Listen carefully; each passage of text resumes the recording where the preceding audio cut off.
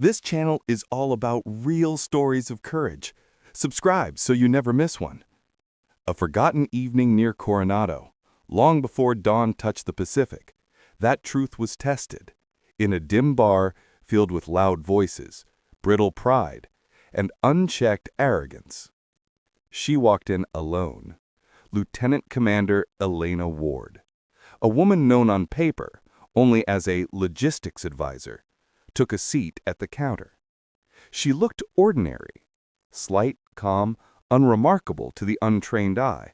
No medals, no swagger, no sign that she belonged to the most selective brotherhood in American military history. For years she had carried her trident with silence, living the unwritten rule: never boast, never reveal, never threaten.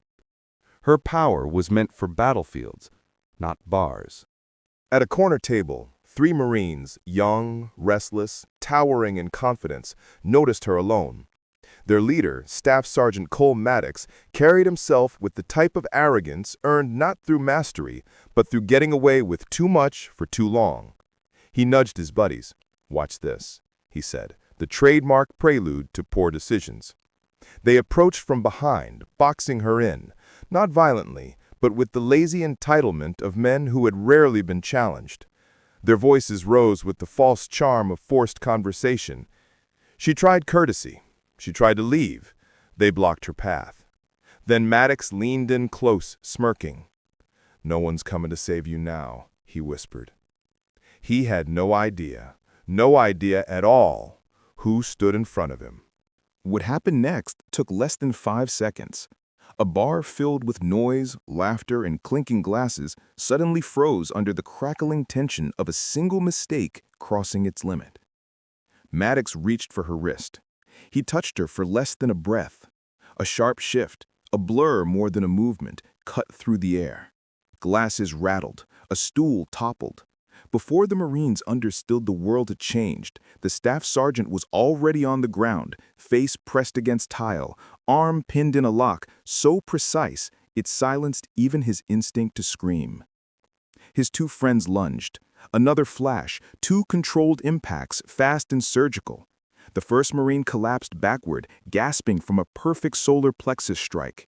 The second found himself folded against the bar, immobilized by a wrist lock that felt more mechanical than human. And then, total silence. Conversations ended mid-sentence. Music seemed to dim.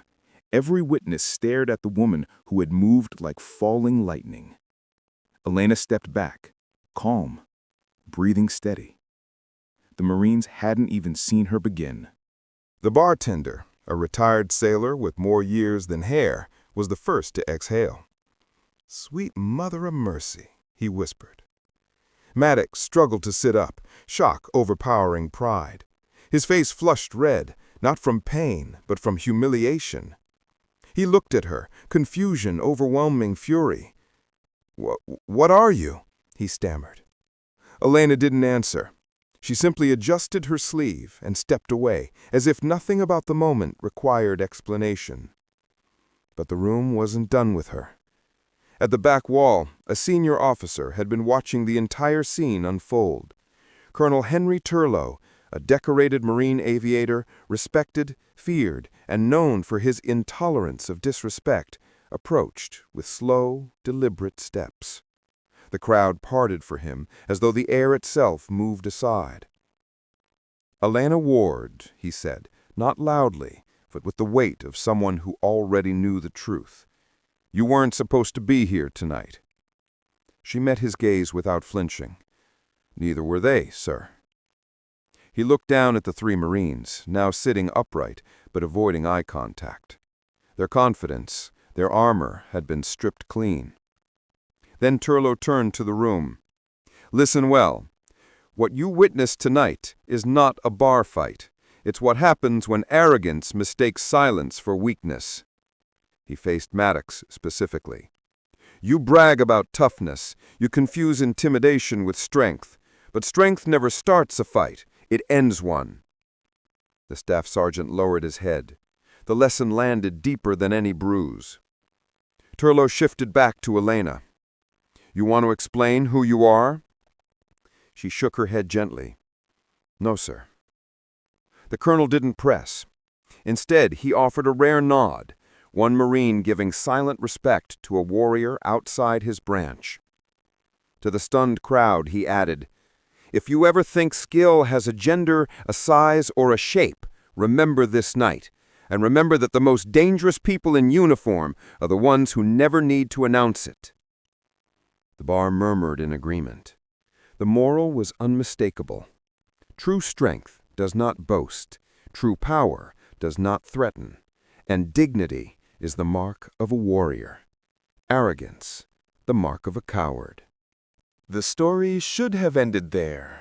An evening forgotten, a lesson delivered, an incident buried like countless others across bases and barracks. But legends rarely follow orders. By morning, the tale had already grown. Some swore she moved faster than a thrown knife. Others claimed she never stood from her stool, that she dismantled 3 Marines without spilling a drop of her drink. The versions multiplied, twisted, and spread, crossing units and states with the efficiency of a classified memo. Yet one detail never changed. She was small, quiet, unassuming, deadly beyond comprehension. Eventually, the truth leaked in fragments, not publicly, never officially, but within the unspoken channels of military rumor. The revelation emerged. Elena Ward was no ordinary officer.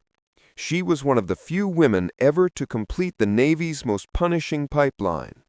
A SEAL who preferred shadows over spotlight, missions over recognition, discipline over dominance.